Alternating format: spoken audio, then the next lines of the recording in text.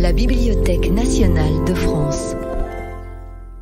Dans le cadre des cours méthodiques et populaires de philosophie, Bernard Sèvres propose une séance intitulée « Collaborations et coopérations artistiques ». Bonjour, je vais vous parler aujourd'hui du thème « Collaboration et coopération artistique ». Toute activité humaine, toute pratique artistique fait appel à des collaborations visibles et invisibles. Ce qui m'importe est de penser l'art, ou plutôt les arts, à partir de cette nécessité collaborative. Ma démarche n'est pas celle d'un historien, mais plutôt d'un philosophe de l'art. J'aimerais rendre visibles les collaborations invisibles. J'aimerais penser la diversité des formes de collaboration, dont nous verrons des exemples extrêmement paradoxaux. Et puisqu'on parle de collaboration, je profite de l'occasion pour remercier les techniciens de la Bibliothèque nationale de France qui permettent l'enregistrement et la diffusion de cette intervention. Mon propos se déroulera en 7 points de longueur très inégale. Premier point, je voudrais vous présenter un crayon de bois, un simple crayon qui n'a ni gomme ni particularité, c'est vraiment le crayon de base. Rien ne paraît plus simple qu'un crayon de bois. Et si on réfléchit à ce qu'il est et ce qu'il a fallu pour le produire, on est un peu effaré. Il y a les matériaux. Il y a du graphite et de l'argile pour la mine, il y a du bois, de cèdre de préférence, il y a de la colle, de la peinture, du vernis pour l'aspect extérieur.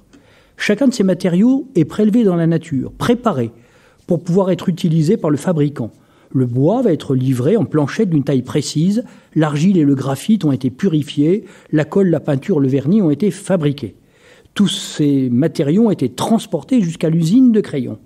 Toutes ces opérations préliminaires exigent des outils et des machines. Et ces outils et ces machines ont eux-mêmes été fabriqués grâce à d'autres outils et à d'autres machines. Ces matériaux, une fois livrés, la fabrication d'un crayon demande une bonne douzaine de machines différentes, puisqu'il s'agit d'effectuer le mélange de graphite et d'argile, ce qui se fait en plusieurs étapes et autant de machines, de transformer ce mélange en mine, opération de tréfilage et de filage. Il faut cuire ces mines pour les solidifier. Il faut rainurer les planchettes de bois. Il faut garnir les planchettes avec les mines. Il faut recouvrir la première planchette garnie de mine d'une seconde planchette qui est collée dessus. Il faut façonner les crayons de forme hexagonale. Il faut peindre et vernir les crayons. Il faut enfin les tailler. Chacune de ces machines, permettant chacune de ces opérations, a elle-même été fabriquée avec différents types de matériaux, eux-mêmes élaborés à partir de matières naturelles, etc., etc., etc.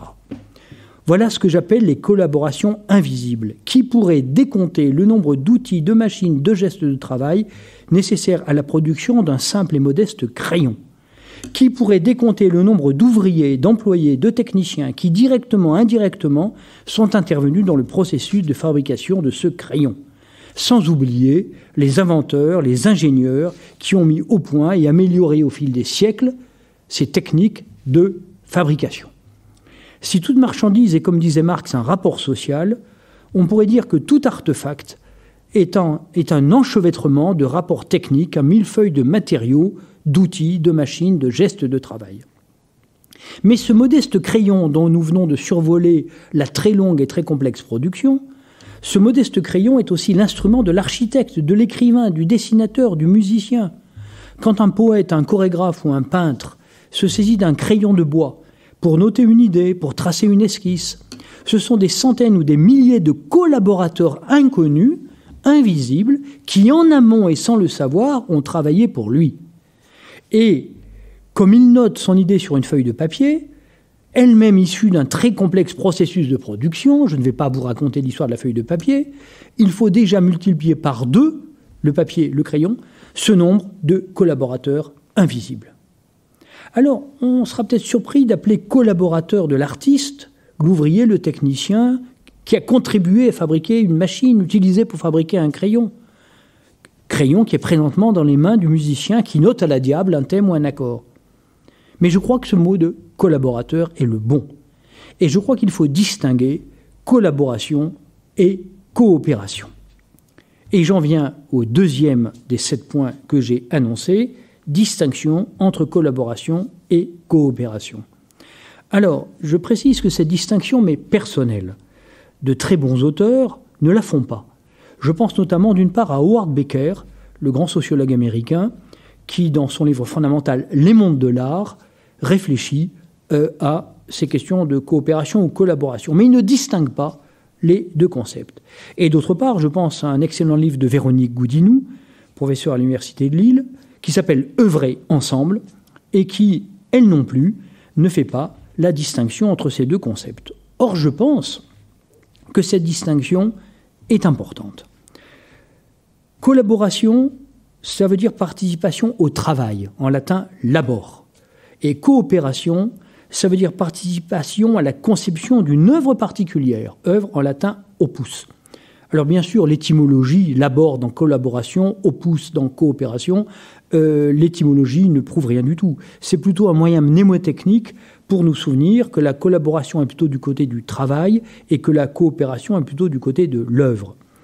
La coopération artistique est en principe volontaire, bilatérale ou multilatérale, je veux dire deux ou plusieurs artistes, et elle est inconsciente. Nous verrons des exceptions très importantes. La collaboration ne l'est pas forcément. Je voudrais faire prendre la mesure de l'ampleur des collaborations et des coopérations artistiques et techniques, un peu comme nous venons de le faire pour le crayon de bois. La ramification des collaborations est comparable à un arbre généalogique ascendant. Tout individu a 2 parents, 4 grands-parents, 8 arrière-grands-parents, etc., etc. Tout objet technique dépend en amont de dizaines de processus techniques, matériaux, outillages, gestes de travail, dont chacun dépend à son tour de dizaines ou de centaines d'autres processus techniques, etc. Plus on remonte vers l'amont, moins sans doute la part prise par chacun des collaborateurs est importante dans le produit final. Mais cela n'est pas non plus totalement vrai.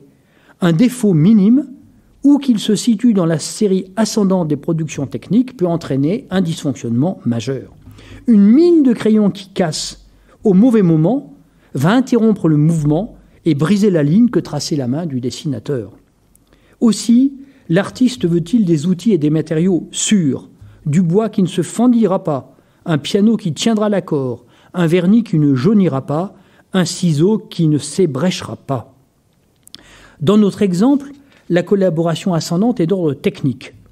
Dans d'autres cas, la collaboration ascendante est déjà d'ordre artistique. Par exemple, la fabrication des pinceaux ou des couleurs destinées aux peintres. La collaboration s'oriente alors vers la coopération.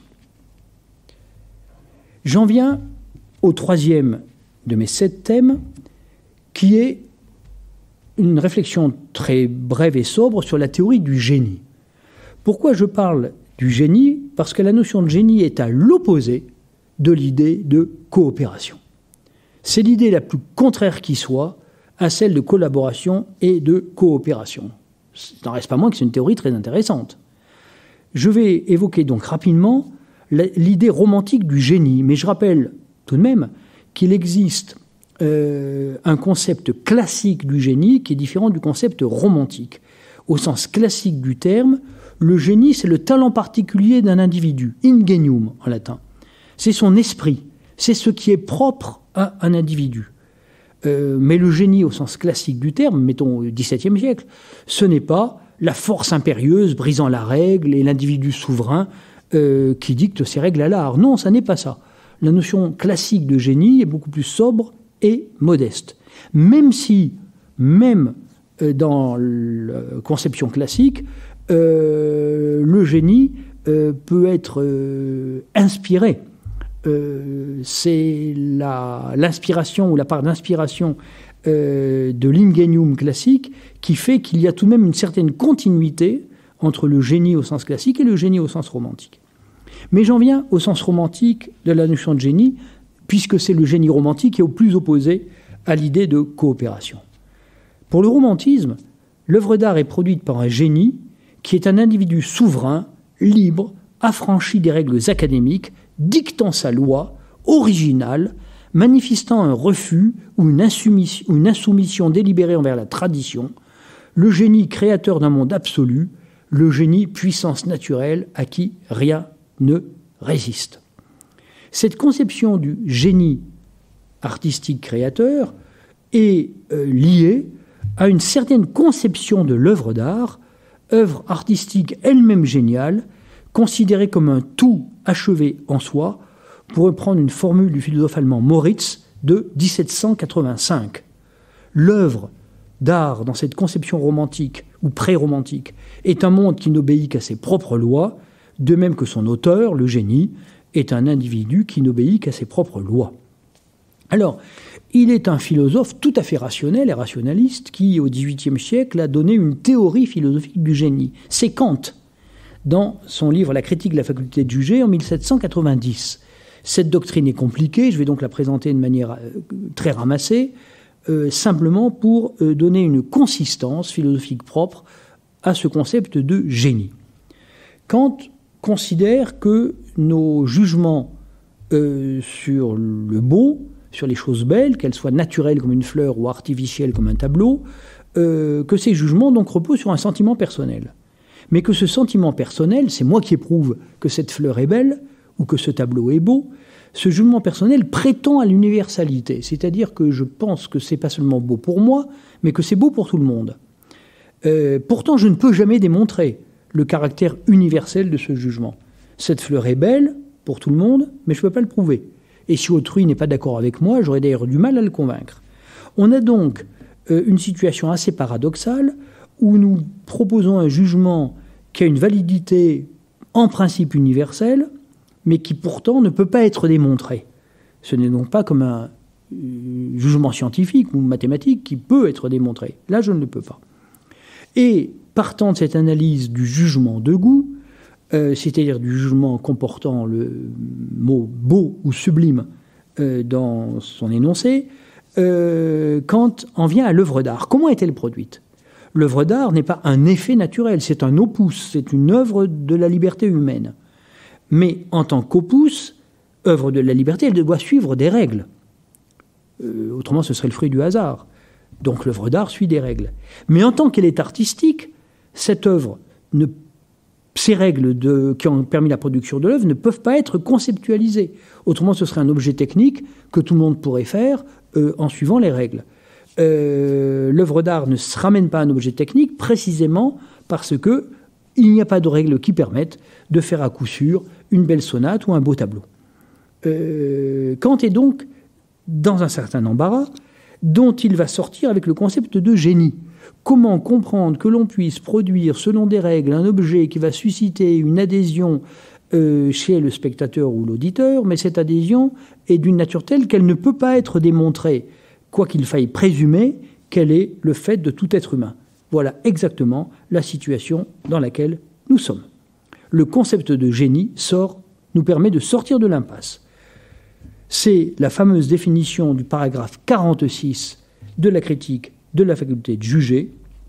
Le génie, écrit Kant, est le talent, le don naturel qui donne ses règles à l'art.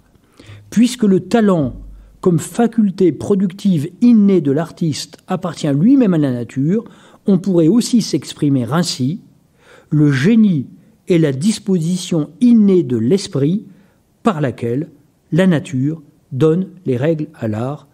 Les beaux-arts doivent nécessairement être considérés comme des arts du génie. Fin de citation. Alors, le génie kantien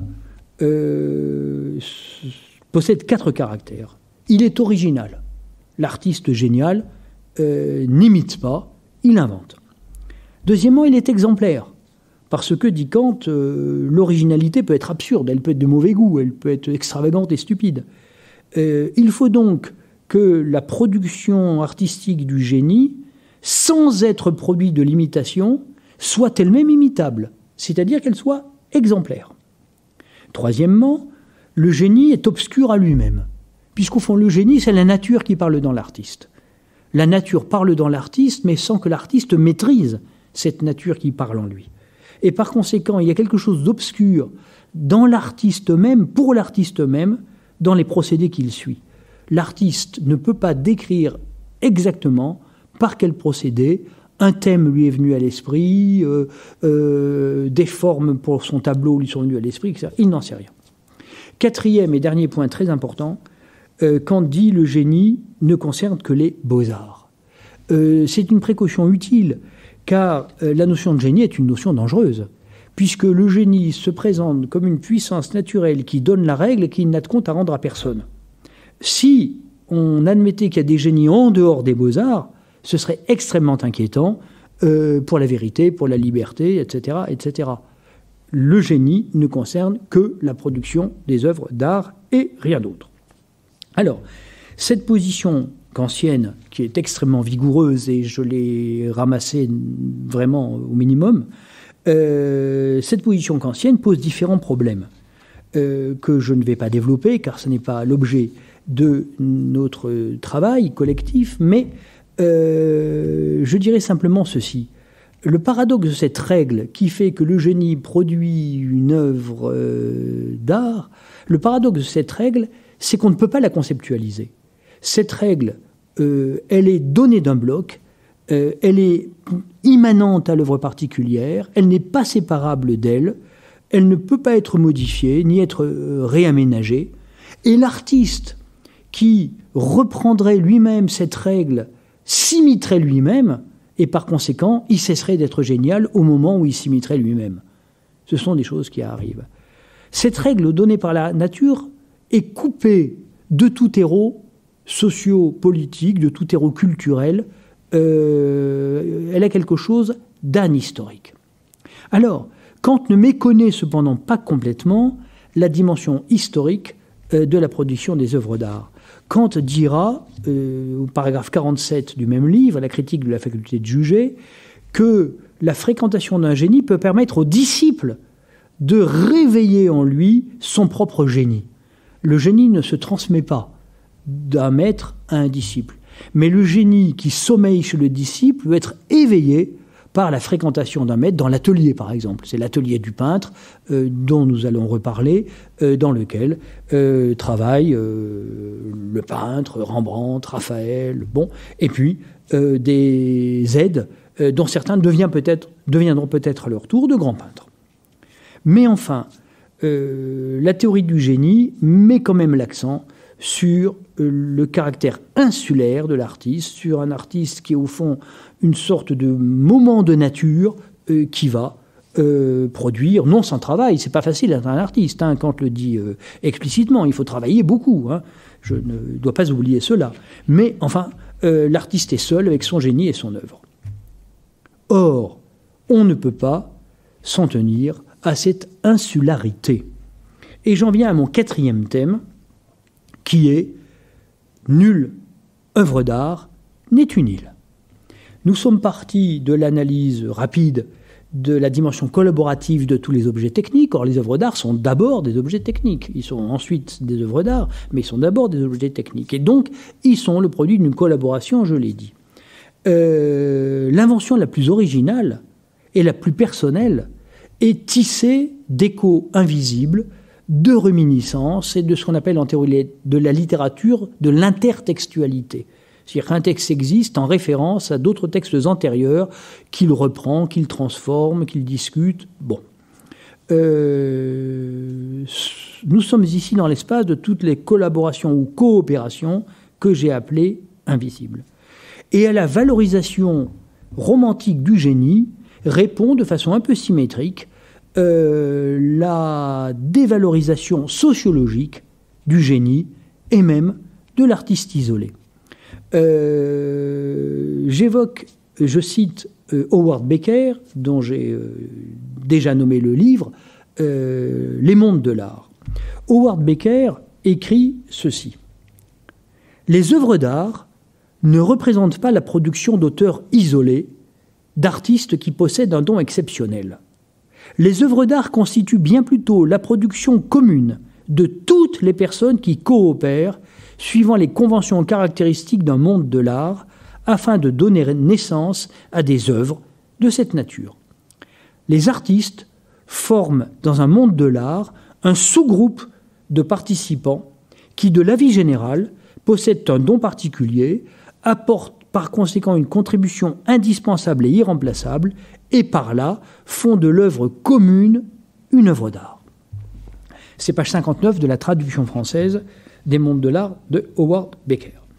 Ce texte est extrêmement intéressant parce qu'on voit le sociologue Howard Becker qui tend d'un côté à faire de toute œuvre d'art une production commune, mais qui de l'autre et néanmoins reconnaît que la contribution de l'artiste est irremplaçable, puisque c'est l'artiste qui fait de cette œuvre commune une œuvre d'art. Commentons ces deux points. D'un côté, dit Becker, toute œuvre d'art est une œuvre commune. Bon, collaboration, coopération. Et c'est ainsi, par exemple, que dans l'histoire de la littérature, dans la théorie littéraire, la critique tente à rechercher des sources.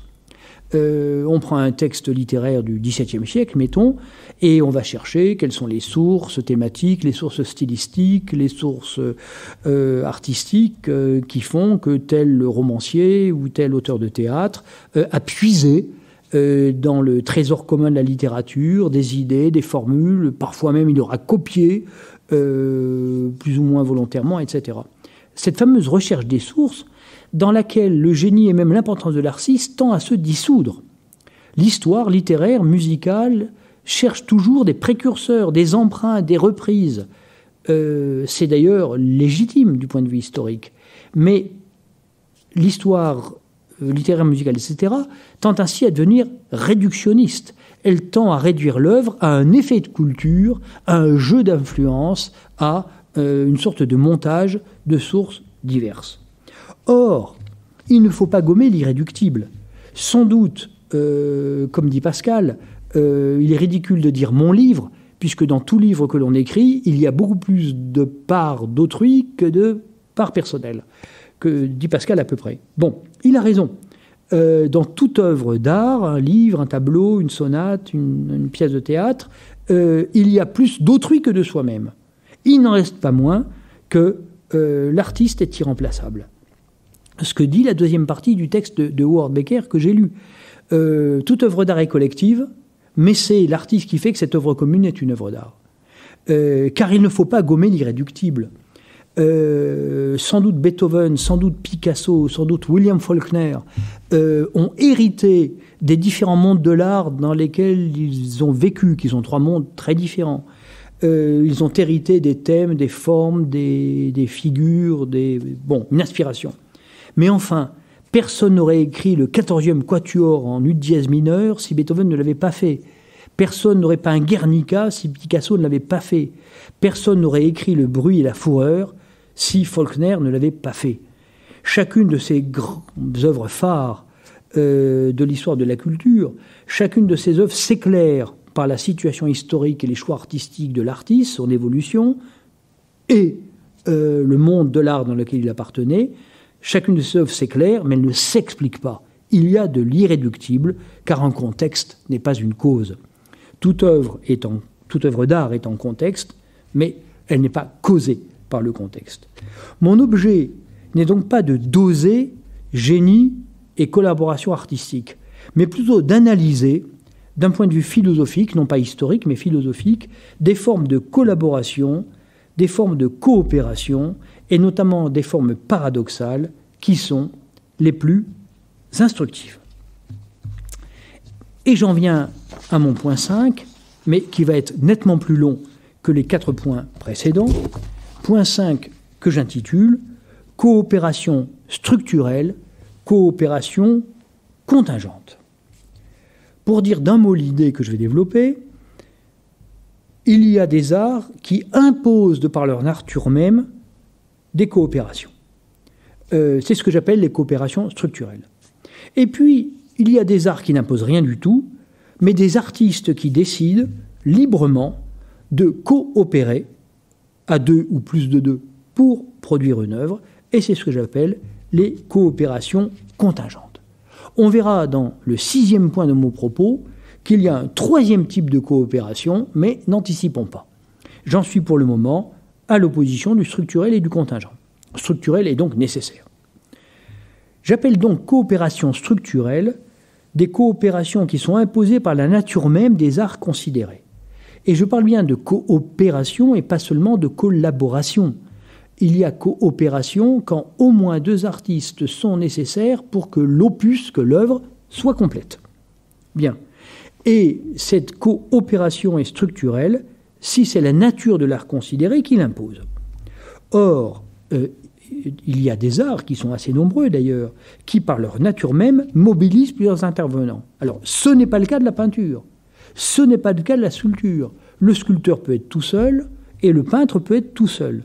En revanche, l'homme de théâtre ou le musicien, sauf exception, très rare, ne peut pas être tout seul. Alors, bien sûr, un homme de théâtre qui improviserait un monologue, une pièce à un seul personnage, ou un musicien qui improviserait tout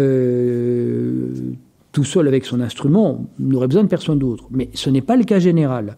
Au théâtre, les coopérations structurelles concernent le casting, le jeu des acteurs, les décors, les costumes, la machinerie, la lumière, la mise en scène, plus toutes les collaborations techniques et institutionnelles indispensables à la bonne marche d'un théâtre, par exemple la billetterie, le nettoyage de la salle, l'intervention d'un juriste dans certains cas, etc.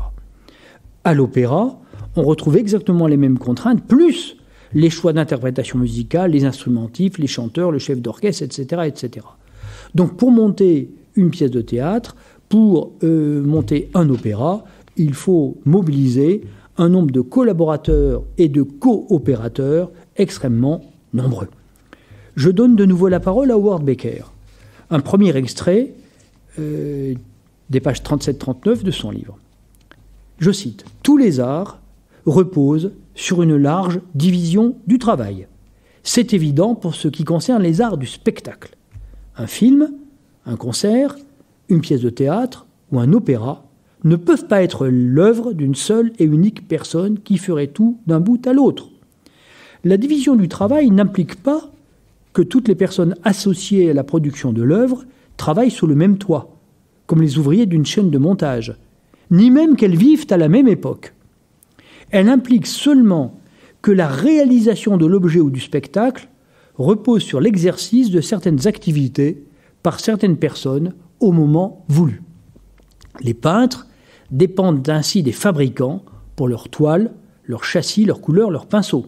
Les poètes dépendent autant des imprimeurs et des éditeurs que les peintres des marchands, et leur travail prend tout son sens par rapport à une tradition où ils puisent également des matériaux. Alors, un petit commentaire. Comme Howard Baker ne distingue pas collaboration et coopération, il met dans le même groupe une pièce de théâtre et la fabrication, la production d'un tableau. Je ne suis pas tout à fait d'accord. Je pense que la production d'un tableau, comme la pièce de théâtre, demande des collaborations, mais que seule la pièce de théâtre exige une coopération. Je veux dire que le peintre dépend assurément des fabricants pour sa toile, ses châssis, ses couleurs et ses pinceaux. C'est tout à fait certain. J'appelle ça collaboration. Mais les toiles, châssis, couleurs et pinceaux que le peintre va acheter dans le commerce ne prédéterminent pas la nature de l'œuvre qu'il va peindre. Ce n'est pas le pinceau ou la couleur ou la toile qu'il achète ne l'incite pas à peindre une toile plutôt qu'une autre toile, un tableau plutôt qu'un autre tableau. Il est seul à opérer ses choix et donc à peindre son tableau. En revanche, l'auteur de théâtre, il a besoin de collaborateurs, on l'a dit, mais il a aussi besoin de coopérateurs, parce que le jeu des comédiens, les choix de mise en scène, si la pièce est mise en scène 100 ans ou 200 ans ou 2000 ans après sa mort, à lui, l'auteur de la pièce de théâtre, ces choix de mise en scène et ces choix de jeu d'acteurs vont contribuer à l'opus, à la manière dont la pièce est ceci et non pas cela. Et par conséquent, il ne s'agit plus ici de simple collaboration, mais il s'agit bel et bien d'une coopération, puisque telle pièce Antigone de Sophocle mise en scène aujourd'hui, c'est évidemment une pièce qui a besoin de Sophocle, qui est mort il y a très longtemps, et qui a besoin des choix d'un metteur en scène et d'acteurs d'aujourd'hui, et par conséquent, il s'agit de coopération et ne plus de collaboration. Bien. Deuxième texte d'Howard Baker, page 49, je cite, « Tout ce qui n'est pas fait par l'artiste, c'est-à-dire par celui qui exerce l'activité cardinale sans quoi l'œuvre ne serait pas de l'art, doit être fait par quelqu'un d'autre. L'artiste se trouve ainsi au centre d'un réseau de coopération dont tous les acteurs accomplissent un travail indispensable à l'aboutissement de l'œuvre. Chaque fois que l'artiste dépend d'autres personnes, il y a une chaîne de coopération. Alors je fais le même commentaire, je distingue coopération et collaboration, et je dirais plutôt que chaque fois que l'artiste dépend d'autres personnes, il peut y avoir soit une chaîne de collaboration si ces autres personnes sont nécessaires mais sans influer sur le contenu propre de l'œuvre considérée, soit une chaîne de coopération si l'intervention de ces autres personnes modifie ou détermine d'une certaine manière le contenu de l'œuvre. L'artiste dépend de l'éclairagiste et l'artiste dépend du comédien. Collaboration, coopération. L'artiste quand il s'agit d'un auteur de pièces de théâtre.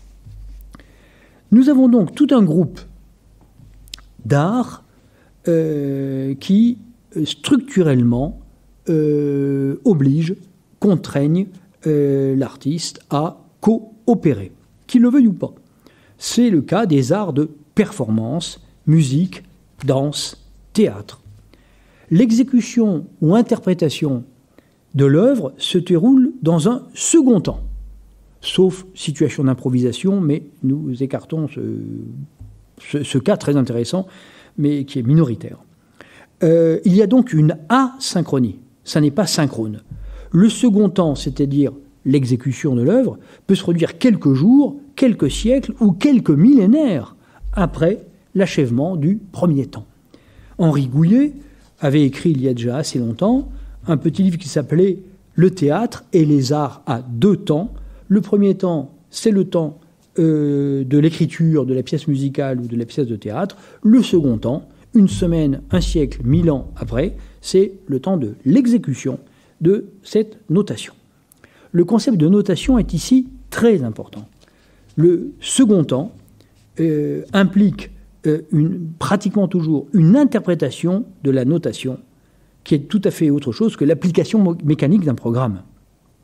Il y a des cas de coopération structurelle sans notation, ils sont peu nombreux, mais ils existent. C'est par exemple les arts du cirque, le jonglage, mais l'entraînement collectif, l'acquisition d'habitus collectifs, la transmission remplace, pour ainsi dire, la notation. Mais le concept de notation reste néanmoins essentiel. Ce qui fait le caractère coopératif de l'interprétation d'une pièce de musique ou d'une pièce de théâtre, c'est que l'interprète, le pianiste ou le comédien, mettons, ajoute quelque chose à la notation. L'idée de jouer ce qui est noté et rien que ce qui est noté est absurde. On ne peut pas tout noter. Inévitablement, les inflexions de voix du comédien, le rythme ou l'attaque que choisira le pianiste sont des choses qui ne sont pas notées, qui ne peuvent pas l'être.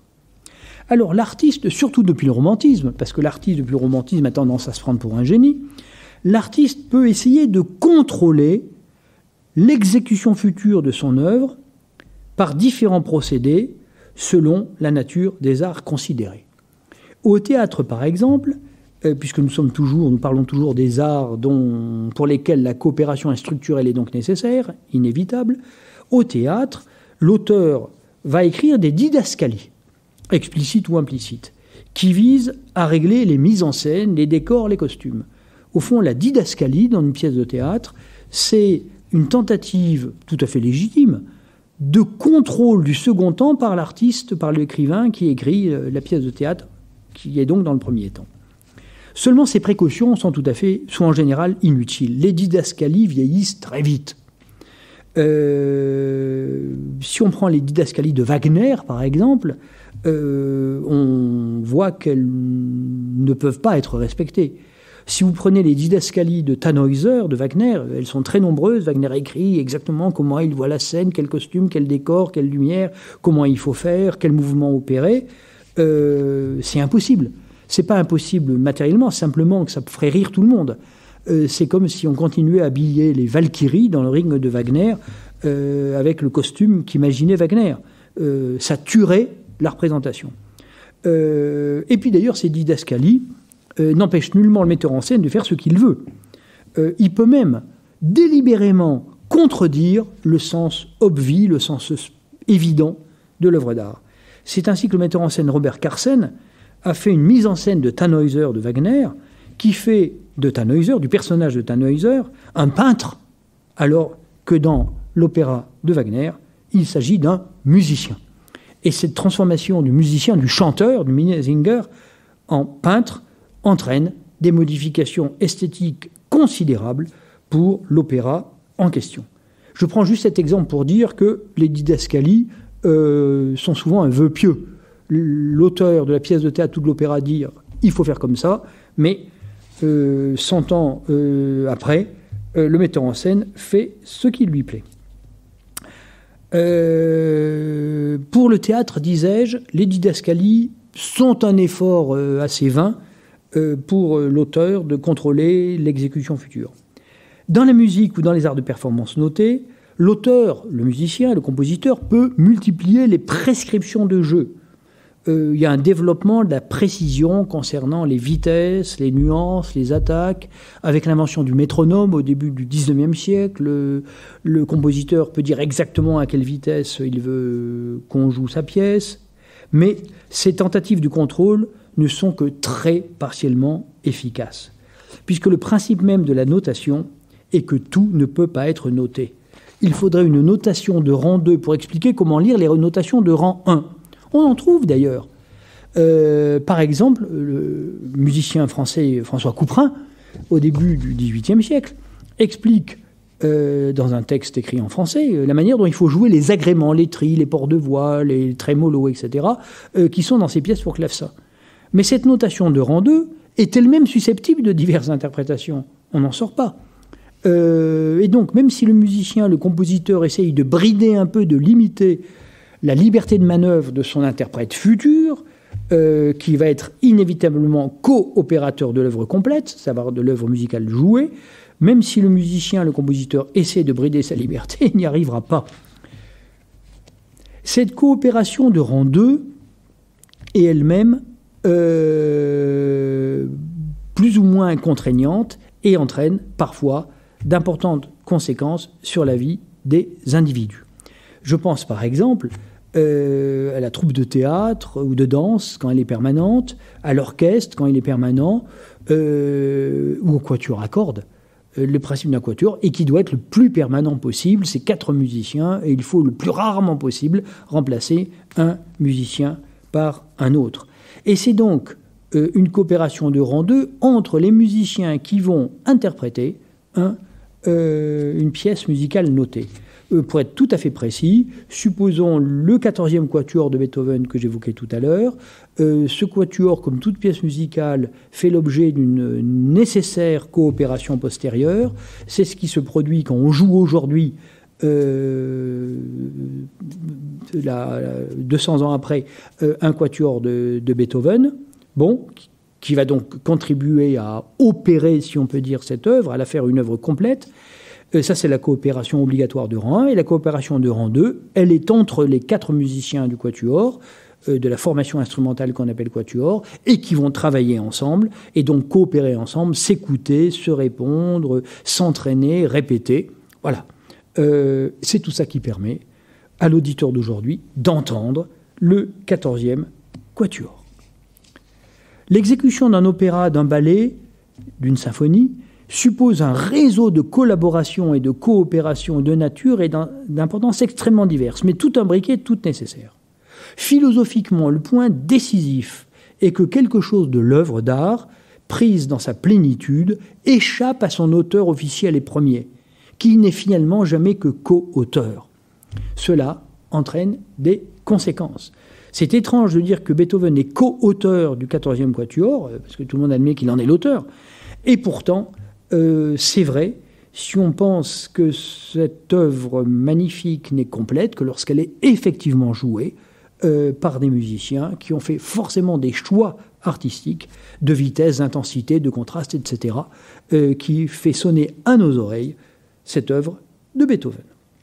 Voilà, c'était le premier point de cette section, de cette section 5, à savoir les coopérations structurelles et nécessaires. J'en viens au second point de cette section 5, les coopérations contingentes, qui sont des coopérations qui ne sont nullement imposées par la nature de l'art considéré, ni par la nature de l'œuvre visée, mais par le choix libre d'un artiste, ou plutôt de deux et plusieurs artistes qui ont décidé de travailler ensemble. C'est l'objet principal du livre de Véronique Goudinou que j'ai évoqué, « Œuvrer à plusieurs ». Cette manière d'œuvrer à plusieurs peut prendre plusieurs formes. Et la forme qu'analyse Véronique Goudinou, c'est la forme des regroupements d'artistes qui ne sont pas encore exactement à la coopération au sens plein. Ce que Véronique Goudinou appelle des regroupements d'artistes, ce sont des groupes d'artistes qui décident librement de se regrouper par affinité. Ce sont les Nazaréens, ce sont au XIXe siècle les pré-raphaélites, c'est l'école de Barbizon. Il y en a beaucoup. C'est le groupe Die Brücke, on pourrait multiplier les exemples. Des artistes, souvent des plasticiens, qui décident de se regrouper pour un certain temps dans un lieu unique. C'est un temps qui peut durer plusieurs années. Ce sont des regroupements d'ailleurs à géométrie variable, chacun est libre d'entrer, de sortir, etc. Mais ces regroupements d'artistes ne produisent pas des œuvres communes. C'est important. Chacun des artistes de l'école de Barbizon crée ses propres œuvres dans une ambiance intellectuelle, artistique, spirituelle même commune, mais chacun est responsable de ce qu'il fait. Ce n'est pas encore une œuvre coopérative, ou alors c'est une coopération plutôt de l'ordre de l'inspiration, si on veut. Voilà. On a d'ailleurs des communautés plus larges encore, dont une est très connue, c'est celle du Monte Verita en Suisse, qui vers 1910 regroupait près de 200 personnes, où on avait des artistes bien entendu, mais également des écrivains, Hermann Hesse était là, des sociologues, bref. Et ces communautés étaient à la fois artistiques, poétiques et parfois un petit peu religieuses, avaient même un petit côté New Age, comme on dirait aujourd'hui. Cette communauté du Monte Verita était extrêmement importante dans l'histoire intellectuelle et artistique du premier XXe siècle, avant la guerre de 1914. Ces regroupements d'artistes sont très intéressants. Mais encore une fois, on n'est pas exactement dans la pleine coopération. Et il y a encore une étape à franchir pour arriver à la coopération pleinement contingente. Je m'explique. Entre les nécessités structurelles de coopération en tenant à la nature de certains arts, comme musique, théâtre, etc., et le choix libre de coopérer, il existe des cas intermédiaires dont les ressorts sont économiques. Le trop-plein des commandes oblige parfois l'artiste à déléguer une partie plus ou moins importante de son travail parce qu'il ne peut pas, à lui tout seul, remplir toutes les obligations de ses commandes. C'est le propre des artistes qui ont un immense succès. C'est le cas de Rembrandt, c'est le cas de Rubens, c'est le cas de Van Dyck, c'est le cas de Velázquez, de bien d'autres peintres à succès. À la fin de sa vie, Raphaël avait monté une véritable PME artistique. Travailler seul est un choix, ce n'est pas une évidence sociale. Je lis un extrait d'Ernst Gombrich, de son livre « L'art et son histoire ». Recevant une commande pour une église ou pour un grand de ce monde, Rubens se contentait souvent de peindre une petite esquisse, laissant à ses élèves et à ses aides la tâche d'exécuter la toile à l'échelle demandée. Alors seulement, la préparation et le gros de la peinture achevés selon ses directives, il reprenait le pinceau, peignant ou retouchant ici un visage, là une soierie, adoucissant tel contraste trop brutal. Il savait que son pinceau pouvait faire vivre tout ce qu'il touchait, et c'est en fait le secret du génie de Rubens. Il avait l'art quasi magique de donner la vie, une vie intense et généreuse. Alors ça, c'est très intéressant. On voit concrètement dans l'atelier comment l'artiste, débordé par les commandes, va opérer en deux temps. D'abord une esquisse, ensuite ses aides coopèrent, pour le coup, en réalisant le tableau à l'échelle désirée. Et dans un troisième temps, donc, Rubens réapparaît et il corrige, il peint les choses les plus difficiles, le visage par exemple, il modifie, etc. Et il livre un tableau signé Rubens. Bien. Ceci est un cas intermédiaire entre la coopération structurellement contrainte et la coopération libre. J'en viens vraiment aux coopérations contingentes à proprement parler. Ces coopérations contingentes sont en général synchrones. Je veux dire, elles se produisent dans le même temps.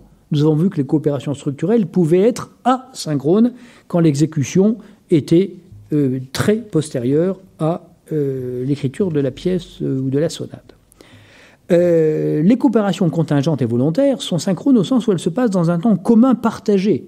Même si ce temps est long, il faut parfois des mois ou des années pour mener à terme une œuvre commune. Mais enfin, c'est le temps. Ces coopérations libres et contingentes peuvent concerner tous les arts. La littérature, le théâtre, l'architecture, la musique, la peinture, la sculpture. Et ici, il se pose la question, pourquoi un artiste fait-il appel à un autre artiste du même art que lui pour réaliser une œuvre qu'il pourrait faire tout seul ? Pourquoi 2 peintres plutôt qu'un seul ? Ces coopérations ne mettent-elles pas en cause l'idée de l'inspiration, l'idée du projet intérieur que l'on considère souvent comme essentiel à l'art ? On pourrait multiplier les exemples. Ces pratiques de coopération et leur incroyable diversité éclairent à mon avis en profondeur les pratiques artistiques et le sens de l'art. Les coopérations contingentes sont incroyablement nombreuses, mais l'histoire de l'art a tendance à les sous-estimer et à les gommer.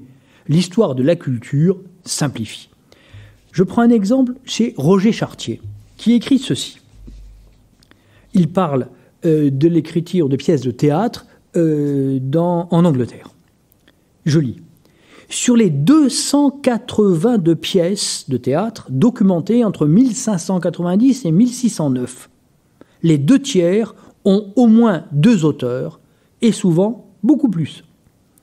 Un trait frappant est l'écart entre ce pourcentage très élevé d'œuvres écrites en collaboration et celui beaucoup plus modeste des pièces attribuées pour les mêmes décennies à plusieurs auteurs dans les documents divers dont nous disposons, à savoir 15% pour 1590-1599, 18% pour 1600-1609. La différence renvoie au fait que dans les éditions imprimées, comme peut-être dans la mémoire des spectateurs, les pièces écrites à plusieurs mains se trouvent finalement assignées à un seul auteur. Fin de citation. Alors, ce passage est extrêmement intéressant. D'abord, vous voyez, 1590 à 1609, ça fait 20 ans. En 20 ans, on a trace de 282 pièces de théâtre en Angleterre. C'est beaucoup. Or, de ces 282 pièces de théâtre, on a pu montrer que les 2 tiers avaient au moins 2 auteurs et souvent beaucoup plus. Dès l'époque, pas maintenant, mais dès l'époque, on attribue à 15% seulement de ces pièces ou 18% d'avoir plusieurs auteurs, alors qu'en fait, c'est 65%. Ce qui veut dire que dès l'époque, il y a une simplification qui se fait. Dans la mémoire des spectateurs, dans les éditions imprimées, dans le monde de la culture de l'époque, les pièces écrites à plusieurs mains, on les attribue à un seul. Ce qui fait que, évidemment, de nos jours, il faut tout le travail très savant et très minutieux des historiens pour restituer à chacune de ces pièces de théâtre la pluralité de ses auteurs. Or, on est ici dans un cas de coopération libre. Un homme seul ou une femme seule peut écrire une pièce de théâtre. Si on se met à 2, 3, 4, c'est parce qu'on en a envie, ou c'est peut-être aussi parce qu'il y a une forte demande, comme dans l'atelier de Rubens, mais enfin, il s'agit d'une coopération contingente et libre. Si on examine les coopérations contingentes entre artistes, on découvre l'importance des couples et l'importance des fratries. L'importance des couples amoureux, l'importance des fratries, des groupes de frères et sœurs.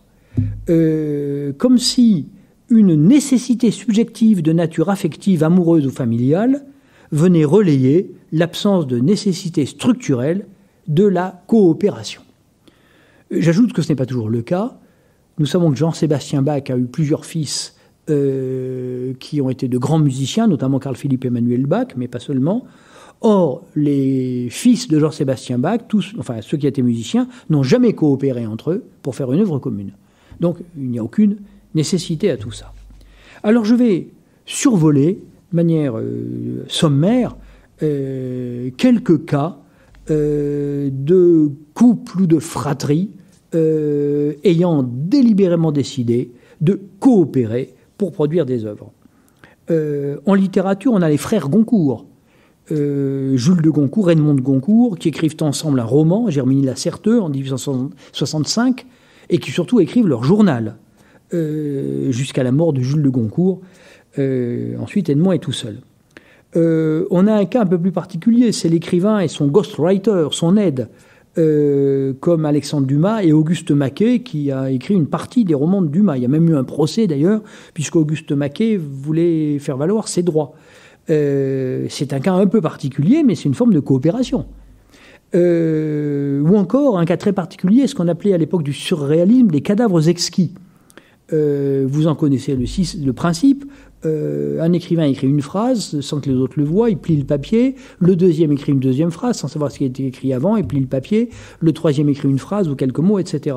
Et à l'arrivée, on déplie la feuille et on a, c'est assez surréaliste bien entendu, un texte qui est forcément coopératif, mais d'une coopération sans collaboration, puisque chacun travaille ou écrit sans savoir ce que l'autre a fait. Bien, j'en viens aux arts plastiques. J'évoque différents cas. Les deux frères Jean et Hubert van Eyck au XVe siècle, qui ont peint ensemble l'agneau mystique à Gand. Les trois frères de Limbourg au XIVe, XVe siècle, qui ont peint ensemble les très riches œuvres du duc de Berry. On pense de nos jours à Pierre et Gilles, qui est un couple cette fois-ci amoureux, où on pense à un autre couple, Gilbert et Georges, qui ont également continué d'ailleurs à travailler. Et puis, un couple qui me paraît particulièrement intéressant, c'est Christo et Jeanne-Claude, nés tous les deux en 1935. Jeanne-Claude est décédée en 2009 et Christo est décédé cette année même, au mois de mai, en 2020, et qui ont inventé cet art merveilleux de l'empaquetage du Pont-Neuf, et l'empaquetage de l'Arc de Triomphe à Paris était prévu pour cette année. Il a été différé pour des raisons sanitaires et s'il a lieu, ce sera certainement une œuvre magnifique.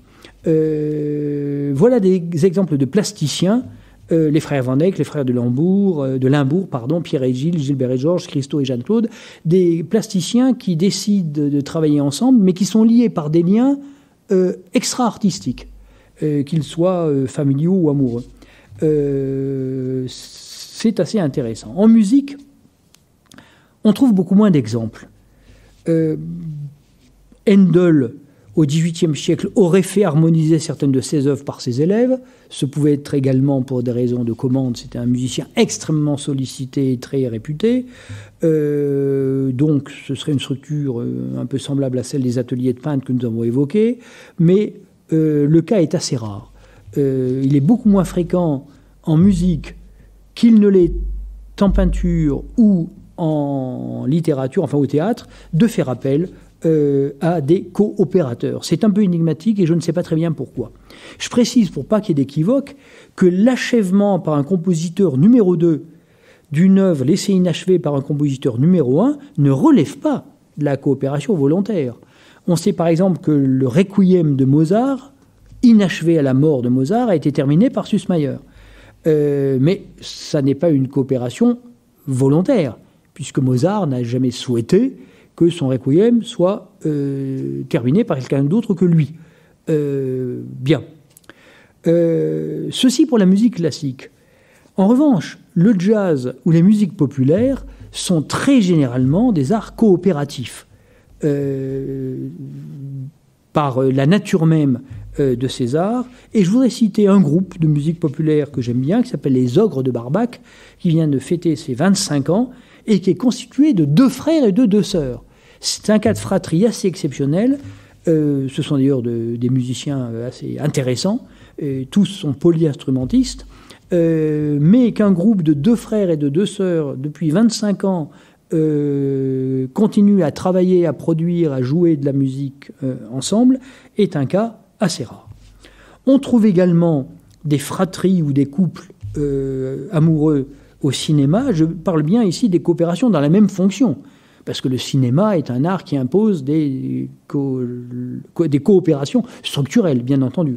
Il faut énormément de monde pour faire un film. Mais là, je parle bien de coopération dans une même fonction, et par conséquent d'une coopération libre et qui n'est pas structurellement imposée par l'art considéré. C'est le cas des frères Dardenne, c'est le cas des frères Cohen, ou c'est le cas du couple formé par Jean-Marie Straub et Daniel Huillet, dont les productions cinématographiques sont extrêmement intéressantes. J'en viens au point 6, qui concerne les coopérations unilatérales et contraintes.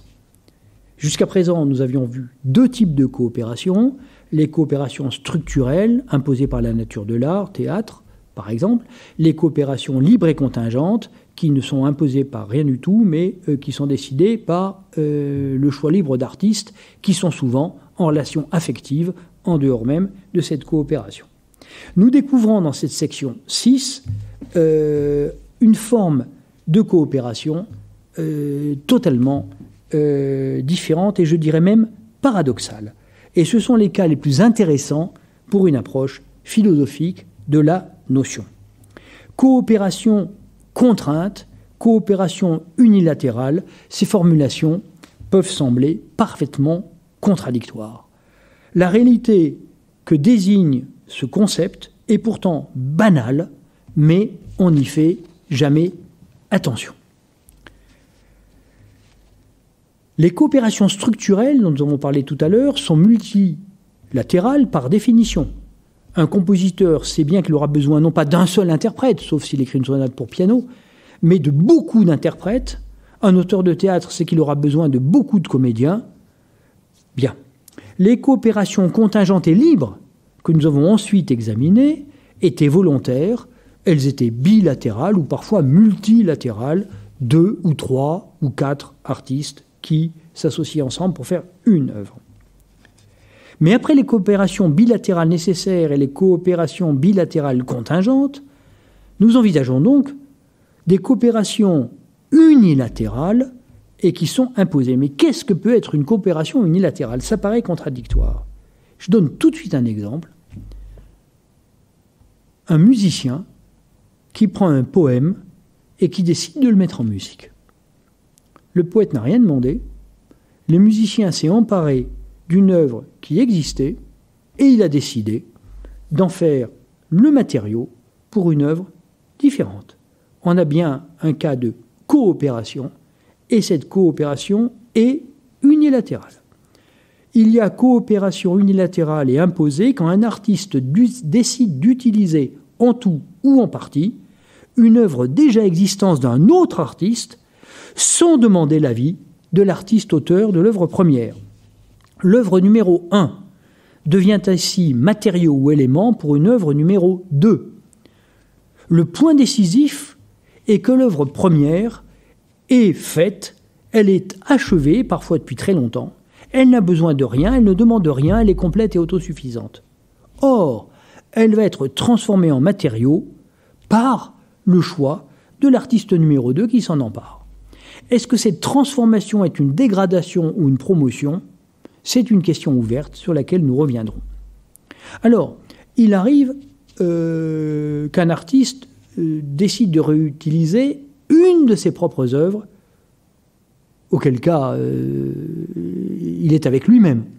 Je donne juste un exemple qui est très spectaculaire d'ailleurs, c'est Monteverdi, qui avait écrit pour l'Orfeo en 1607, le premier opéra de l'histoire de l'humanité, une toccata d'ouverture pour instruments de cuivre, sac-bout, trompette, etc., et qui sonne de manière tout à fait remarquable. Bien. Cette pièce devait lui plaire, puisqu'il décide très peu de temps après de s'en servir dans les Vêpres de la Vierge Marie, un autre chef-d'œuvre de Monteverdi, et Monteverdi garde sa toccata d'ouverture, qui était une toccata tout à fait profane, il s'agissait d'ouvrir un opéra, il garde cette toccata d'ouverture, et il ajoute par-dessus un chœur religieux, les Vierges, les Vêpres de la Vierge Marie. C'est très spectaculaire et très intéressant. Mais ce cas n'est pas très fréquent. Ce qui est très fréquent dans l'histoire des arts, c'est quand un artiste prend non pas sa propre œuvre, auquel cas il n'y a pas de problème, mais l'œuvre d'un autre. C'est le cas donc d'un poème qui est mis en musique. C'est le cas quand un cinéaste s'empare d'une musique déjà existante et décide de l'utiliser dans un film. Alors je ne parle pas du cas où le cinéaste ou le réalisateur commande à un musicien de composer une musique pour son film. Ça, c'est une coopération tout à fait normale. En revanche, quand le réalisateur prend une musique qui existe déjà et s'en sert dans son film, il s'agit bien d'un cas de coopération, mais unilatérale. Mort à Venise de Visconti utilise l'adagio de la 5e symphonie de Mahler. Ce film ne serait pas le même sans cette musique de Gustav Mahler. Gustav Mahler a donc, sans le savoir, puisqu'il était mort depuis longtemps, il a coopéré à ce film de Visconti. Mais c'est bien un cas de coopération unilatérale et contrainte. Troisième groupe de cas plutôt, une chorégraphie montée sur une musique qui ne le demandait nullement. C'est extrêmement fréquent. Un chorégraphe prend une pièce de Bach, une pièce de Beethoven, n'importe quoi en réalité, et écrit une chorégraphie qui vient s'ajouter à l'œuvre musicale existante. C'est encore le cas quand une intrigue romanesque est transposée au théâtre et au cinéma. C'est le cas très intéressant, mais que je ne développerai pas, des réemplois, quand les architectes de la Renaissance employaient des matériaux, des fragments plutôt, de bâtiments anciens pour construire la Rome des papes, et comment des morceaux des thermes de Dioclétien deviennent Santa Maria degli Angeli à Rome, dû à Michel-Ange d'ailleurs, des vasques et des chapiteaux deviennent des bénitiers, etc. On a ici une forme de coopération, puisqu'au fond, l'œuvre résultante intègre des éléments pris dans une œuvre faite dans un contexte totalement différent des centaines d'années auparavant. Un cas plus rare est ce que j'appelle dérivation. Quand par exemple Magritte décide de s'inspirer en 1950 du balcon de Manet, et il remplace les 4 personnages que Manet avait peints dans les années 1880 sur son tableau, et Magritte, de manière assez surréaliste et pas moqueuse mais ludique, remplace ces personnages par des cercueils. Bon, il est clair que le tableau Perspective 2, le balcon de Manet, c'est ainsi que s'appelle le tableau de Magritte qu'on voit à Gand, il est clair que ce tableau n'existerait pas sans le tableau de Manet dont il dérive, et par conséquent, on peut dire que Manet a coopéré, bien malgré lui, au tableau de Magritte. Je distingue donc 3 cas, il y en est peut-être d'autres: l'ajout, le réemploi, la dérivation. L'ajout, c'est le poème mis en musique, on ajoute une musique à un poème. Le réemploi, c'est la Rome des papes qui se sert des édifices anciens. La dérivation, c'est Magritte qui dérive son tableau de celui de Manet. Je vais prendre comme exemple privilégié le rapport de la poésie et de la musique, parce qu'il faut choisir, et parce que l'ajout est certainement la forme la plus spectaculaire de la coopération imposée, et enfin et surtout parce que l'union de la poésie et de la musique est un universel anthropologique. On trouve cela dans toutes les cultures et dans toutes les formes de musique, que ce soit la musique savante, la musique populaire, etc. Le premier trait qui frappe quand on analyse le lien poésie-musique, c'est le caractère profondément dissymétrique de la coopération entre poètes et musiciens. Cette dissymétrie, elle est d'abord chronologique. Le musicien vient après le poète. On n'écrit en général pas un texte sur une musique déjà faite. Alors, il y a quelques contre-exemples, je donne juste 2. 2 cas donc où on écrit un texte sur une musique qui existe déjà. c'est Luther qui se sert des chansons populaires de son époque, au XVIe siècle, pour écrire un texte religieux, sachant que le peuple connaît déjà la musique, le choral, puisque Luther invente le choral sera plus facile à adapter. Deuxième exemple, on reste en Allemagne, c'est Bach qui écrit ce qu'on appelle techniquement des parodies, au sens musicologique du terme. Les parodies n'ont pas du tout le sens péjoratif que ça a en français usuel. Il y a parodie quand un musicien réemploie une de ses musiques pour y adapter un texte différent. Bach l'a très souvent fait, notamment parce qu'il était surchargé de travail et de commandes. Mais ce qui est intéressant, c'est qu'il va toujours du profane au sacré. Je veux dire qu'il peut prendre une cantate profane ou un mouvement instrumental profane pour le réemployer, le réutiliser dans une cantate sacrée, mais il ne fait jamais l'inverse. Il n'a jamais pris un extrait d'une cantate sacrée pour en faire un usage profane. En tout cas, ce qui est intéressant dans ces parodies au sens musicologique de Bach, c'est que la musique est là et un texte différent vient s'y ajouter. Mais ces cas sont extrêmement rares. Dans l'écrasante majorité des cas, le poème est premier, la musique est seconde. Donc, dissymétrie temporelle, le musicien vient après le poète. Cette dissymétrie chronologique ou temporelle est aussi plus fondamentalement une dissymétrie d'intention. Dans le cas le plus courant, le poète écrit ses vers sans penser qu'ils puissent être mis en musique. Son poème est à ses yeux une œuvre complète, autosuffisante, un tout achevé en soi, pour reprendre la formule de Moritz que j'ai déjà évoquée, ou un système organique, comme dit Boris de Schlözer. Bref, pour le poète qui l'a écrit, le poème n'a besoin de rien, et surtout pas de musique, pour exister, pour fonctionner comme œuvre. Et voilà pourtant qu'un musicien s'empare de ce poème et lui ajoute de la musique. Cette coopération unilatérale et contrainte peut prendre des formes diverses. Mais je compte en examiner les deux. Il y a un troisième cas qui est intéressant, mais que je n'aurai pas le temps de développer. C'est quand le poète et le musicien sont d'accord. C'est le cas, par exemple, de Jean Ferrat et Aragon. Vous savez que Jean Ferrat a mis en musique beaucoup de poèmes d'Aragon avec l'accord du poète. Je ne sais d'ailleurs pas plus précisément comment s'est passée la coopération entre eux. Mais les cas philosophiquement, je ne dis pas artistiquement, mais philosophiquement les plus intéressants, c'est quand le poète est indifférent à la mise en musique de ses poèmes, et plus encore intéressant quand le poète est hostile. Les deux questions qui se posent sont celles de la volonté du poète, accepte-t-il ou non qu'on mette son poème en musique, et celui de la résistance artistique du poème. Le poème se laisse-t-il mettre facilement ou non en musique? Ces deux formes de résistance sont d'ailleurs indépendantes l'une de l'autre. On peut imaginer un poète qui accepte joyeusement qu'on mette un de ses poèmes en musique, mais le poème ne s'y prête pas. Ou bien à l'inverse, on peut imaginer un poème qui appelle de lui-même sa mise en musique, mais le poète le refuse. Et on peut imaginer tous les cas intermédiaires possibles. Toute coopération suppose une convergence de volonté.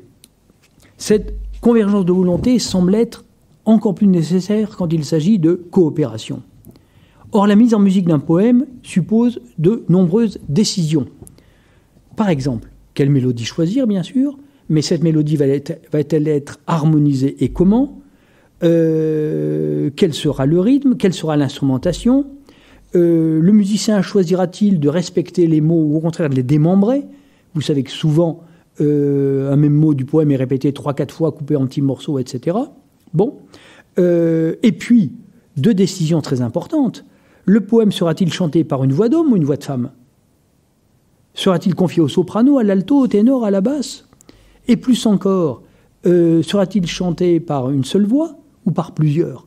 Les madrigaux du XVIe siècle, confiés à un groupe de 3, 4, 5 ou 6 solistes, chantant des parties différentes de manière polyphonique, le chant d'un poème que plus tard on traitera de manière monodique, c'est-à-dire une seule voix accompagnée par un instrument ou un groupe d'instruments. Ces décisions sont de très grande importance.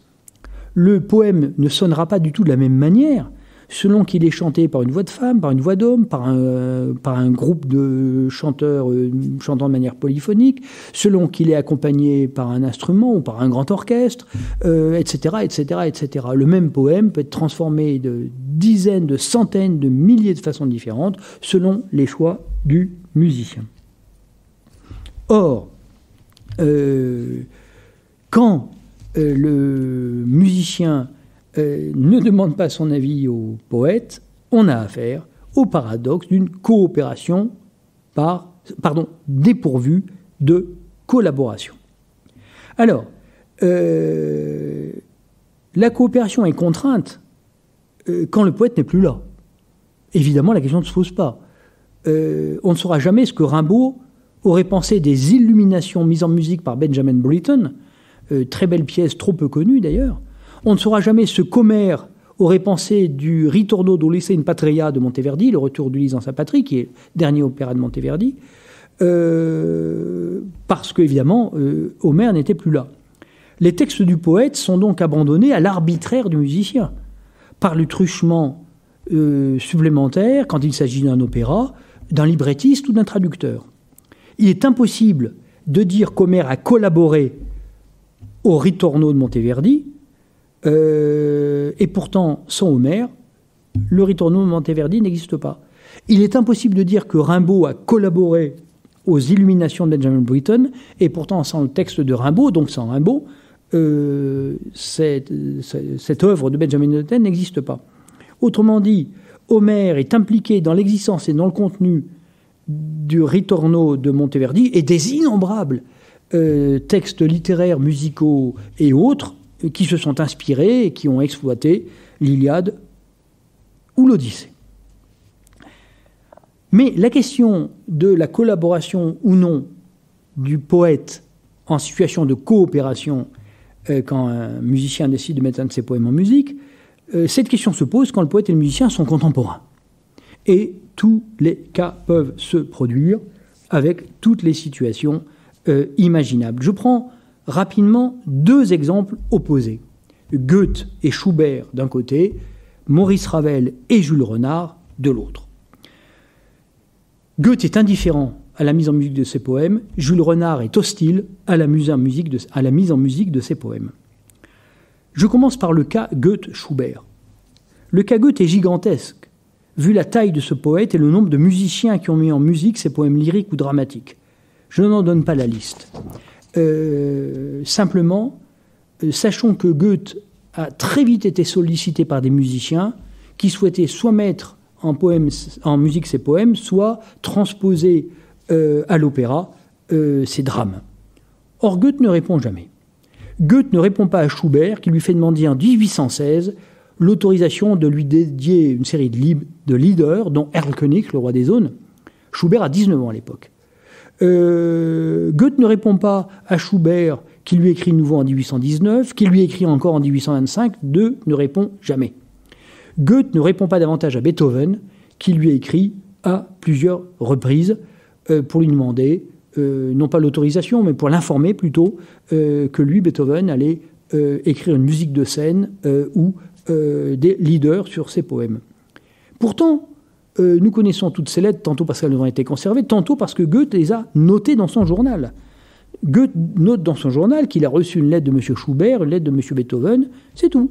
Aucun autre commentaire. Nous sommes un peu surpris, voire choqués par cette indifférence, mais une explication est possible.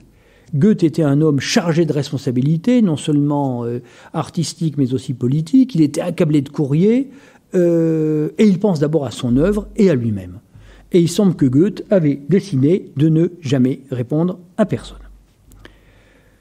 Dans son livre ancien, mais toujours très utile, Romain Rolland, en 1931, livre sur Goethe et Beethoven, écrit un chapitre qui s'appelle « Le silence de Goethe ». Et il explique ce silence de Goethe devant les demandes des poètes, devant les demandes des musiciens, comme une arme de protection pour sa propre œuvre. Par son silence, Goethe se dérobe à ce qu'on aurait pu appeler une sorte de coopération d'après-coup, c'est-à-dire dire au moins ce qu'il pense du travail du musicien qui a mis en musique un de ses poèmes. C'est ce que Schubert lui demande implicitement, Et Beethoven demande explicitement à Goethe, le 8 février 1823, dans une lettre que nous avons conservée, ce qu'il pense de ce que lui, Beethoven, a fait. Goethe ne répond pas. Mais il y a peut-être une autre raison que la suroccupation de Goethe. Il y a peut-être une sourde hostilité, malgré cette indifférence affichée, devant cette intervention de l'intrus qu'est le musicien. Qui peut aujourd'hui lire Erlkönig, le roi des Aunes, de Goethe, sans entendre la musique de Schubert? Or, pour le poète, son œuvre n'a besoin de rien. Son poème n'a besoin de rien du tout. Allons plus loin encore. Toute mise en musique d'un poème est une interprétation d'un poème. Et c'est d'autant plus frappant quand le poème est ambigu. C'est le cas d'Erlkönig, dont le sens est ambigu. C'est le cas d'un autre poème de Goethe, qui s'appelle Ganymède, qui a été mis en musique par différents musiciens, notamment Schubert, et à la fin du siècle par Hugo Wolf. Et ces deux musiciens, l'un contemporain de Goethe, l'autre postérieur à Goethe, proposent de ce poème ambigu de lectures très différentes. Et je voudrais lire un extrait d'un article d'Emmanuel Rebel consacré à cette mise en musique du Ganymède de Goethe. Emmanuel Rebel dit quelque chose de très important, je cite. « La particularité d'une lecture musicale est qu'elle dissocie deux fonctions d'ordinaire réunies dans la lecture parlée. Le chanteur assure la seule dimension phonatoire de la lecture, sans en maîtriser la dimension herméneutique qui appartient exclusivement au compositeur. En effet, c'est ce dernier, et non le chanteur, qui règle le rythme de la diction. Dans cette perspective, il est bel et bien le véritable lecteur du texte.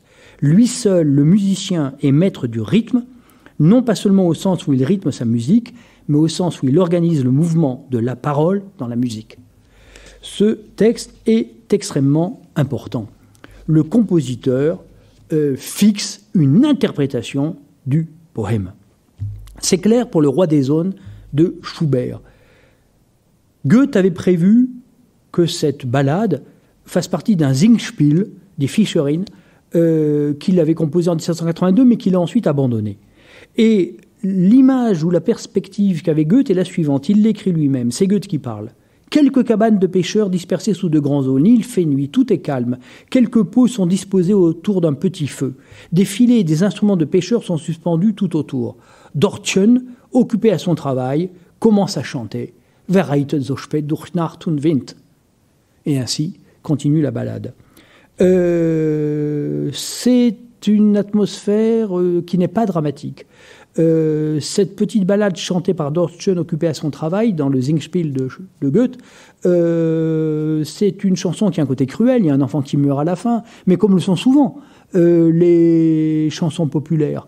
Mais ça n'est rien de plus grave que ça. Or, lorsque Goethe entend le roi des Aunes de Schubert, il entend tout autre chose.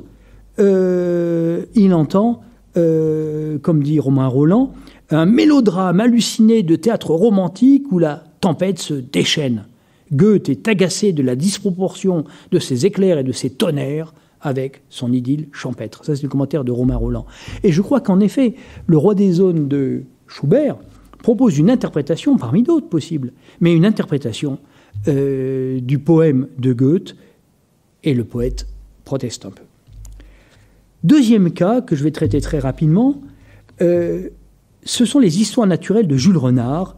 Magnifique texte que je vous incite à lire si vous ne le connaissez pas. C'est une série de petits poèmes en prose, pleins d'humour, de tendresse, un tout petit peu de cruauté parfois.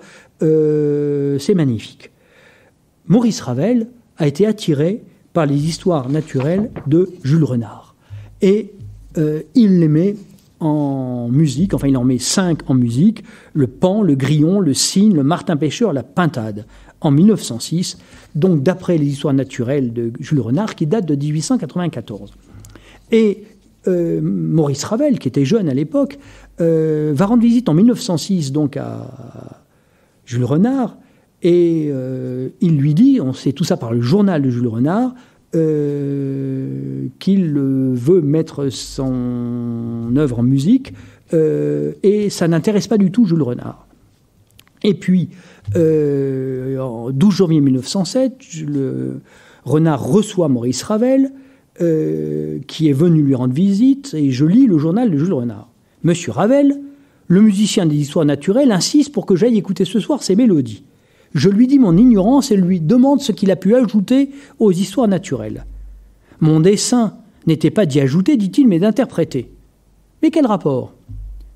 Dire avec de la musique ce que vous dites avec des mots quand vous êtes devant un arbre, par exemple. Je pense et je sens en musique, et je voudrais penser et sentir les mêmes choses que vous. Je suis sûr de mon interprète, elle est admirable. » Bon, j'ai coupé un peu le texte, c'était un petit peu long. Jules Renard n'ira pas. Il enverra sa femme écouter le soir même la création des histoires naturelles de Maurice Ravel d'après ses propres textes, mais il refusera d'y aller. Au fond, Ravel impose à Jules Renard une coopération que l'écrivain ne désirait pas et ne comprend pas. Renard, dans son journal, rapporte les propos de Maurice Ravel, mais il ne les commente pas. Un point important quand même, c'est que Jules Renard donnera son autorisation pour la publication des mélodies de Ravel. Dans la mesure où la publication des mélodies comporte le texte et qu'il y a un droit d'auteur du poète sur son texte, Jules Renard aurait pu s'opposer à cette publication, il ne l'a pas fait. Dans une lettre extrêmement brève qui tient en une phrase, il donne l'autorisation à Maurice Ravel de publier ces 5 mélodies, donc forcément les 5 textes. Mais c'est tout. Un point très important qui nous mène à la conclusion, les 4 éditions des histoires naturelles de Jules Renard parues du vivant de l'auteur comportent toutes des illustrations, et des illustrations de 4 artistes très différents et qui ne sont pas des moindres. En 1896, Félix Vallotton. En 1899, Toulouse-Lautrec. En 1904, Pierre Bonnard. En 1909, Benjamin Rabier. Ces 4 artistes, très connus à l'époque et encore maintenant, ont illustré 4 éditions des histoires naturelles de Jules Renard, et on peut penser que Jules Renard a accepté ces éditions, ces illustrations. Autrement dit, Jules Renard n'est pas dérangé, au contraire, par l'illustration, mais il est dérangé par la mise en musique. C'est très intéressant, car l'illustration, elle reste extérieure au poème. Elle ne l'attaque pas de l'intérieur. Alors que la musique est une interprétation qui, de l'intérieur, vient transformer le poème pour toutes les raisons que nous avons dites. Et ceci m'amène à la conclusion de notre réflexion d'aujourd'hui. Je l'ai évoqué par anticipation en disant il y a une résistance du poème, il y a une résistance du poète. C'est la question de savoir si la mise en musique d'un poème est pour le poème une promotion ou pour le poème une dégradation. On peut distinguer 2 pôles dans le rapport d'un musicien au poème qu'il veut mettre en musique. À une extrémité, il considère le poème comme un objet précieux qu'il veut mettre en valeur, ou pour ainsi dire, la musique est au service du poème. Mais à l'autre extrémité, il peut considérer le poème comme un matériau commode, utile, précieux sans doute, mais précieux parce qu'il se prête bien à ce que veut faire le musicien. Un matériau qu'il veut exploiter à ses propres fins. Ces 2 visées, en réalité, se mêlent la plupart du temps dans des proportions variables. Mais elles doivent être soigneusement distinguées. Le musicien met en musique un poème qu'il aime, en général. Ce serait quand même très surprenant qu'un musicien prenne un texte qu'il déteste pour le mettre en musique. Il y a donc une marque de respect envers le texte qu'il choisit de mettre en musique. Mais en même temps, il est un créateur. Et ce texte qu'il met en musique, c'est une source, c'est un point de départ, c'est une inspiration, c'est un matériau. Mais il se l'approprie, forcément, c'est la vie normale de l'art. Et par conséquent, le musicien ne peut pas considérer le poème de la manière dont le poète le considère. C'est absolument impossible. Le musicien va se livrer sur le poème qu'il met en musique à un certain nombre d'opérations. Or, ces opérations, le poème s'y prête plus ou moins bien. Il y a une résistance du matériau poétique comme il y a une résistance du matériau physique. Alors, la résistance du matériau physique, elle est de nature physico-chimique, c'est la résistance que le marbre oppose au sculpteur et il n'y a pas trop d'ambiguïté là-dessus. Le type de résistance qu'un poème peut opposer au musicien est plus compliqué à comprendre, car c'est une résistance qui n'est pas physico-chimique, c'est une résistance qui est culturelle et, si on veut, spirituelle. certains poèmes seraient trahis par certains types de musique. Ça n'empêche pas le musicien de le faire éventuellement, mais c'est quelque chose comme une violence faite aux matériaux poétiques qu'il a choisis. Le musicien peut décider de démembrer le poème, de le vider de son intelligibilité, de son sens, de son rythme et même de son audibilité. S'il fait hurler certains passages du poème de telle sorte qu'on n'entende rien, qu'on ne comprenne rien, ou s'il fait au contraire chuchoter à voix tellement basse que l'on n'entendra pas davantage. Alors bien sûr, un musicien probe ne fait pas n'importe quoi avec un texte donné. D'ailleurs, nombreux sont les musiciens athées qui ont écrit des messes ou des requiems parfaitement respectueux du texte religieux qu'ils mettaient en musique et à la valeur duquel ils n'adhéraient pourtant pas. Bon. Mais différents critères sont à prendre en compte pour déterminer le degré de plasticité et de résistance d'un poème. Le matériau poétique me paraît offrir une assez forte résistance à sa connexion avec le matériau musical, une résistance sans doute plus forte que celle d'une intrigue romanesque ou théâtrale qui serait transformée en opéra, par exemple, par l'intermédiaire d'un livret. Un choix très important de la part du musicien concerne la prosodie du poème. Faut-il la respecter strictement ou peut-on librement s'en affranchir? C'est une question particulièrement compliquée. Les situations sont tellement diverses et il me faut conclure. Je dirais que le paradoxe de ces coopérations contraintes entre poètes et musiciens est que si le poème offre à la fois de la plasticité et de la résistance, le degré de cette résistance dépend en partie des désirs et des décisions du musicien. C'est quand même le musicien qui a le dernier mot. C'est lui qui est l'artiste second qui prend en charge un objet précieux, le poème, pour le mettre en musique. C'est l'interprétation que le musicien a du poème qui va fixer à ses yeux la structure de ce qui est faisable et non faisable. Et on pourrait même dire que la mise en musique est une sorte de test de résistance pour le poème. Un poème qui finirait par avoir besoin de la musique qu'on lui aurait ajoutée pour vivre dans la culture révélerait sans doute une faiblesse fondamentale. Mais le cas contraire existe aussi, et c'est un cas qui est très important. C'est le cas du poème qui devient lisible, audible, compréhensible, parce qu'il a été mis en musique. Et de ce point de vue, le poète peut parfois remercier le musicien d'avoir donné une audience, une audibilité à son œuvre par le fait de s'en être emparé pour l'avoir mis en musique. Voilà un nombre très divers et très important de coopérations structurelles et nécessaires, contingentes et libres, contingentes et contraintes ou imposées, entre des arts et des artistes différents. Retenons-en l'idée que décidément, nulle œuvre n'est une île et que les habitants de l'œuvre sont souvent extrêmement nombreux. Je vous remercie.